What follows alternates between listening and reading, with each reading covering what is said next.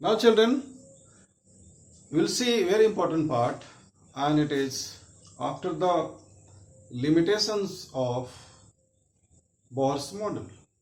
And the last point was the Bohr theory was unable to explain de Broglie relationship. So we'll start with that. So we'll see de Broglie.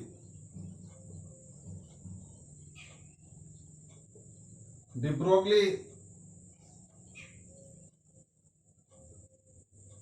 relationship, or simply we call de Broglie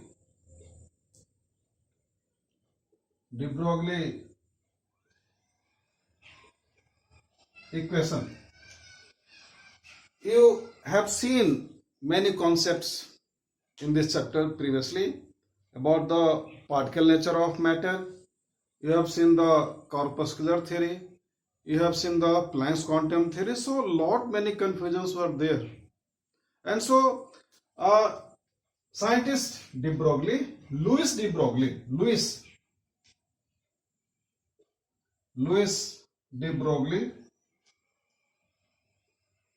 in 1924, he was a French scientist.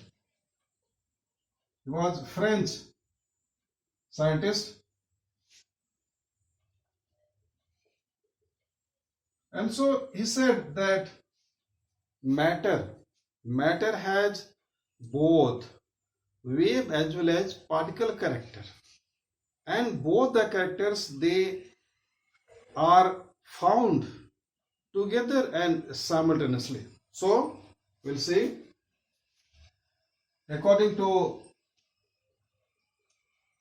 this theory, matter has wave and particle character.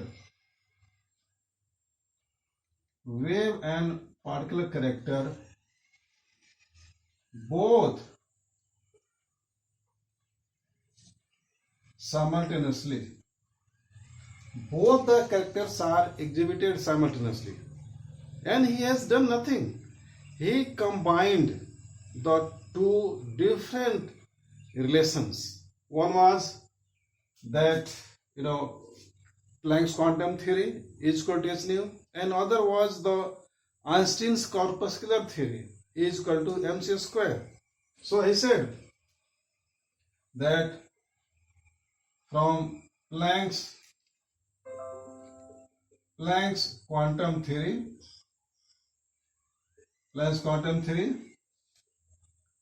E is equal to h nu. You know this, but nu is equal to c upon lambda. So let this be 1, this be equation number 2. So from equations 1 and 2, what will be there?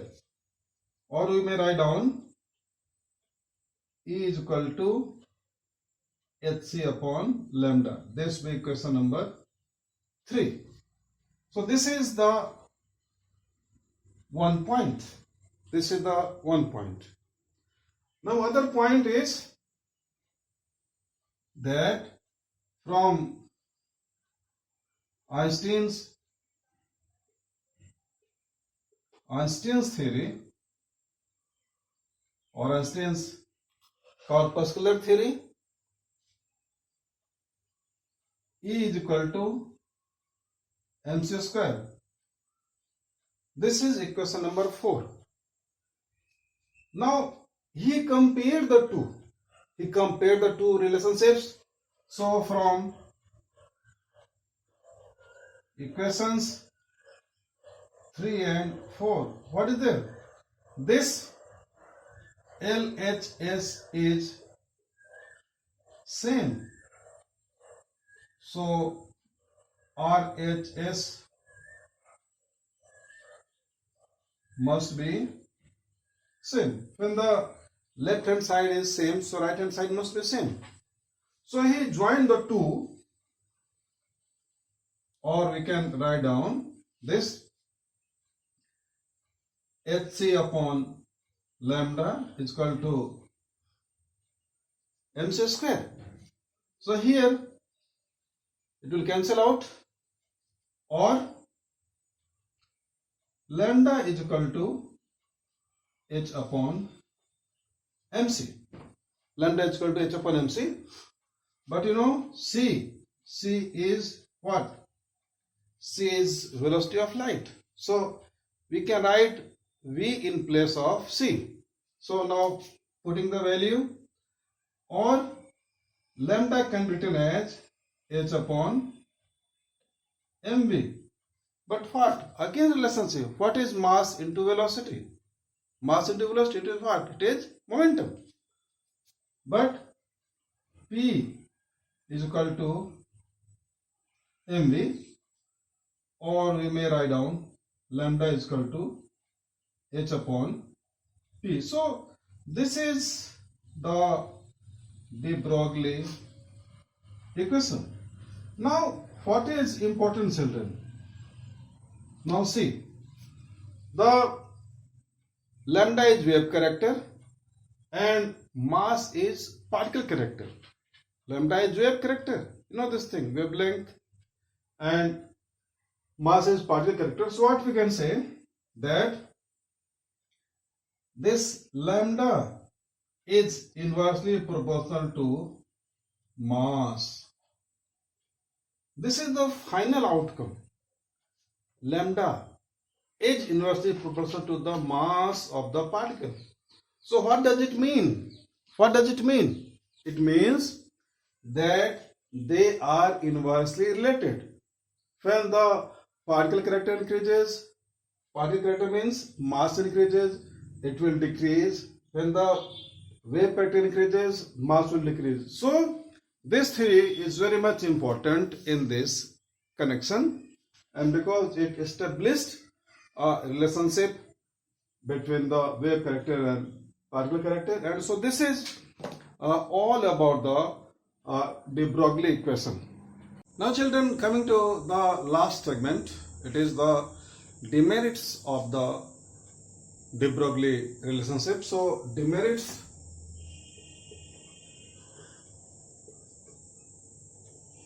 So demerits are not as such, but there is one demerit, or we can say shortcoming, that you know this de Broglie relationship, it is for the microscopic particles like electrons, protons, neutrons, and so it is not relevant for the macroscopic particles. So this is the greatest objection. So this theory is unable to explain about its involvement in bigger particles or macroscopic particles. So this is there, and it only explains about the microscopic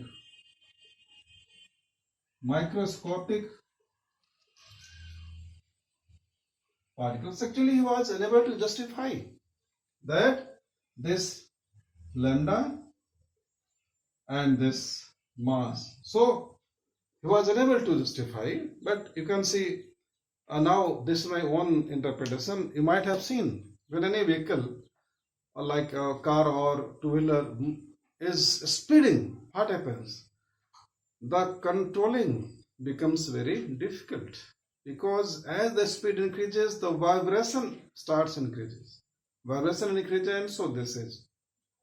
And so this is the all about the de Broglie relationship.